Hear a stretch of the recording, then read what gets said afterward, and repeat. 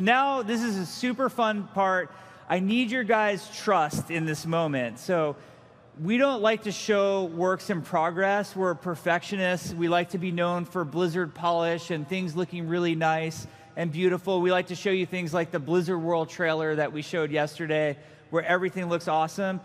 You are now about to see what the game looks like when we're making it, and it's pretty ugly. Yeah, the art team's going to kill us for sure. Yeah. So we're going to show you a series of videos of what Overwatch looked like throughout the making. And the first one we're going to start with is a tech reboot video of the technical work we're doing. So let's go ahead and roll that video, and I'm going to talk over what you're seeing. OK, so this is the first time we rendered anything in the engine. Again, it was a proprietary engine made from scratch. This is Tracer in October 2013, her little Mickey Mouse hands. We were unable to put guns in her hands, so she had to shoot laser beams out of her eyes to simulate shooting. We had no visual effects. We were playing around with environmental lighting, as you can see. This is the very first playtest of Overwatch, ran by our assistant game director, Aaron Keller. The point of this playtest was to make sure that the scale, FOV, camera height was correct. All we had was Tracer. You can see that Widowmaker-looking Tracer over there, which is just Tracer with a Widowmaker skin. This is our physics programmer, Aaron Cotto, was getting the Blizzard physics engine working within the Overwatch engine for the first time. So you can have things like the crates and vases on Temple of Anubis breaking and moving. You saw Recall for the first time. Tracer doesn't have any visual effects on her guns. And then there's little nuanced things that you don't think about having to work on, but like when you walk up and down stairs, how much does the camera bump or smooth through? All right, so you can see early Temple of Anubis. Tracer doesn't have all our textures, but we're getting things like Recall in there. Yeah, the Reaper's T-pose all over. We use the Reaper for scale sometimes. Early on, we're still figuring out how to scale our buildings properly. Sometimes we forget to delete the Reaper. Yeah, so you just have Reapers all over. This is literally the first play test ever with Farah in it. The first day she was in, you can see how slow her rockets are shooting. You barely see it without the trail view. There's no visual effects there. Here's an early animation prototype for Tracer. We're still getting the hang of getting the third person. Her head is just bobbing wildly, which made headshots really hard. So we took a lot of iterations to get just the right amount of movement. All right, so we're moving along, and this is interesting because we came back in January of 2014, and now the game was starting to be fun. I mean, granted, it was only Tracer versus Tracer, so all you No Limits fans would have loved it back then, and Tracer mains. But the game was actually fun, and you can kind of see Temple of Anubis is really taking shape now in terms of level design. We play the levels just blocked out in gray blocks like that. And then we were really proud. This is just 24 days later. You can see the progress that was made. And the whole time here, the UI is evolving. The game mode is starting to work. Like, we actually have capture points that you can stand on. And more and more is coming together. Early health pack, as silly as that looked. You can see the Temple of Anubis was open. Now, here's Reapers in the game. Now, you're going to see the world's coolest Death Blossom animation is coming up right here. Greatest animation. Wait for it. There it is. And this is what the game looks like to us when we're making it. His muzzle flashers are these giant Farah's balls. rocket launcher is making some progress, but it's going to look different. We decided she's blue now. Like, I remember that whole meeting at your desk for what color Farah should be. We're getting Widowmaker's grappling hook working. And then we're learning things like, hey, maybe you shouldn't be able to get up there in Temple of Anubis. Maybe that's not such a good place for Widowmaker. This is also, I'm sorry to admit, this is some of the worst sniping you're ever going to see, and this was me. And like somebody said, like, oh, at least you finished him off. I'm like, I didn't finish him off. Somebody else finished him off. I didn't even hit him. And then by February, we're like now getting really close to our March milestone. Yeah, the lighting's starting to come in here with all the stuff we were doing with the new engine, and it's just started looking so beautiful. Temple of Anubis started to come to life. And like the UI is evolving now. You can see we're getting like a character portrait there, an ultimate. Widowmaker's ultimate used to just put little marks above everybody's head because we couldn't yet render the silhouettes through the walls. That would come later. We're going to start with Hanzo right here. You're going to see the earliest versions of Hanzo in this video. Check it out. So a designer by the name of Mike Heiberg was the guy who implemented Hanzo. And the first thing we just worried about was getting the bow to feel good. Then we worked on things like Sonic Arrow. So he's hiding Widowmaker right there, and we're throwing the Sonic Arrow. And again, we can't render the silhouettes through the walls just yet. And then everybody's favorite ability, Scatter Arrow, being worked on right here. And back then it was just called Ricochet Shot, but getting the physics to work. And then we were working on this ability called Dragon Strike that was going to be a moving area of effect that does damage. And so for us to do that, we rendered these spheres. Mike Heiberg rendered these spheres, and it quickly became known as the Caterpillar. And you can see it, there it is. The googly eyes. And he put googly eyes on it on the other side. So that was Dragon Strike. And then it wasn't even animated for a while. You'll see now we have a dragon. Yeah, so this version is just moving in space. And here's an early animation test by our animator, Jesse Daves.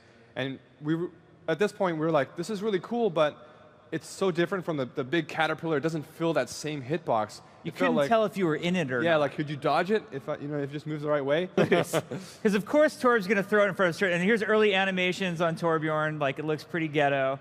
And then Torb trying to find just that perfect spot. Temple of Anubis choke in the early days. And now watch what happens as our heroes come through. Oh, there's Reinhardt throwing his hammer. Ryan didn't make it. Maybe Tracer can make it through. Nope. She's not getting through. Maybe Widowmaker. She's clawed, and she's done. So you just put the claw in front. Watch.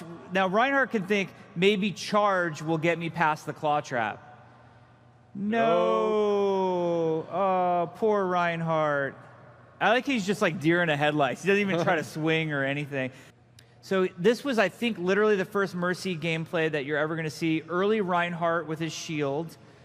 Mercy got rezzed. You'll notice early on, Mercy's healing was green instead of yellow, and we're kind of mixing the colors, and we really needed to decide what healing color would be. Would it be yellow or green? And I think we saved green for poison eventually. Yep.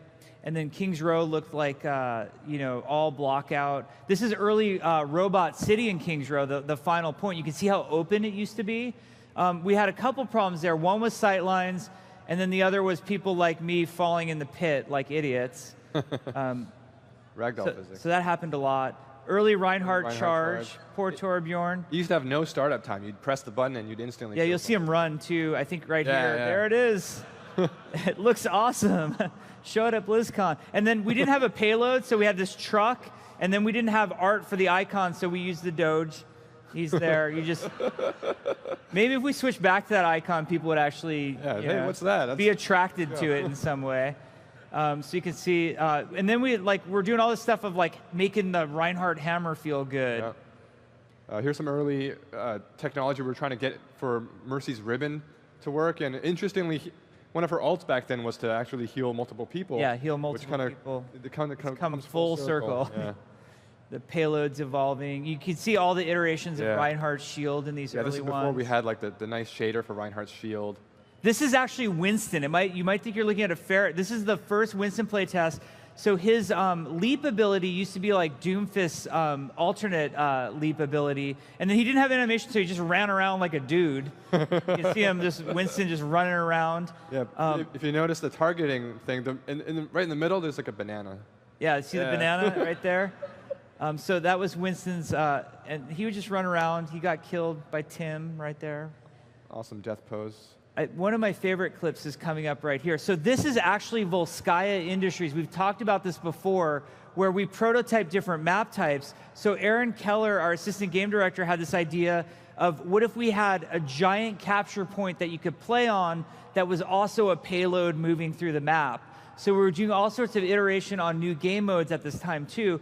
Ultimately, this idea failed because of the space required to move something as big as a capture point through it.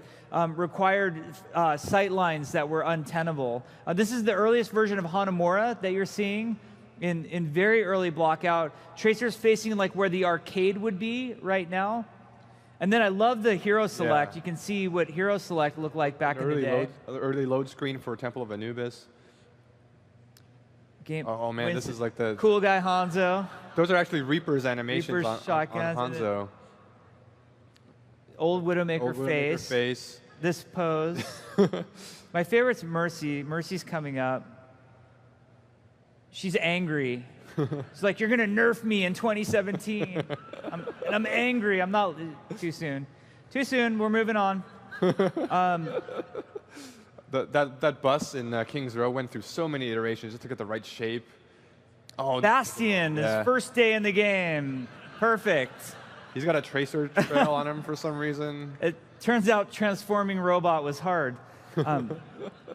So early Hanamura, this is kind of exciting because this shows point B of Hanamura. And on point B, it used to be a totally different design. It was this circular design. And the waypoint said temple because we were just using tech from Temple of Anubis at the time. Later, Aaron Keller would go back and completely redesign that whole point. But you can really see point A is starting to look exactly like it looks today. It's very similar in Hanamura. You've got Torbjorn. He used to have a mechanic where he had to place the stub of a turret first and then build it up eventually to get the turret to be able to shoot. Nowadays, when he places the turret, it can shoot right away without him even hammering on it. Yeah, you can see the Reinhardt, the shield effects coming in there. Here comes the hot tub, we used to call it. The hot tub. The hot tub. The victory pose in the hot tub.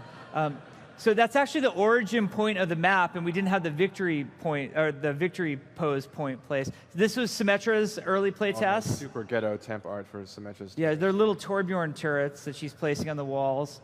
And then we had her teleporter working. I love this clip right here because, okay, Winston is going to kill the teleporter, and then watch Hanzo. Like, not my problem.